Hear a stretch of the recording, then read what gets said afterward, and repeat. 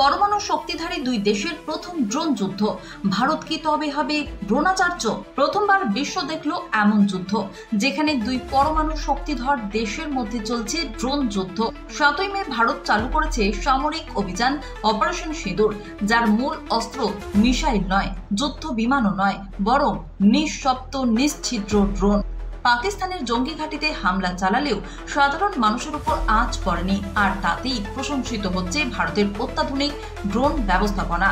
এই অভিযানে ব্যবহৃত হয়েছে দুটি বিশেষ ড্রোন, স্কাই স্ট্রাইকার এবং কামিকাজে। স্কাই স্ট্রাইকার ইসরায়েলি প্রযুক্তিতে তৈরি হলেও ভারতে অর্থাৎ বেঙ্গালুরুতে প্রস্তুত, আর কামিকাজে সম্পূর্ণ দেশীয় প্রযুক্তিতে তৈরি এক্সপ্লোডিং ড্রোন। স্কাই স্ট্রাইকার একাধারে ড্রোন ও মিসাইলের কাজ করে। এটি প্রায় 100 কিলোমিটার দূর পর্যন্ত উড়তে পারে, বহন করতে পারে 5 থেকে 10 কেজি ওয়্যারহেড এবং অত্যন্ত নিচু উচ্চতা থেকে নিঃশব্দে নিশানা আঘাত করতে সক্ষম। এই ড্রোনে রয়েছে ইলেকট্রো অপটিক্যাল সিস্টেম ও স্বচালিত নেভিগেশন প্রযুক্তি। পরিস্থিতি বদলালে মাঝপথে ফিরিয়ে আনা যায় এটি, আবার প্যারাশুটের সাহায্যে পুনর্ব্যবহারও সম্ভব।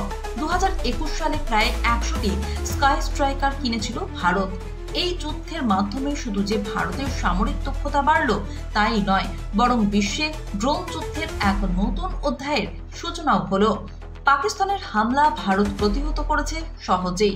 রাওয়ালপিন্ডিতে ভারতীয় ড্রোনের হামলায় ভেঙেছে স্টেডিয়াম। অন্যদিকে পাকিস্তানের পাঠানো ড্রোন ভেঙে পড়েছে ভারতের প্রতিরক্ষা ব্যবস্থার জালে।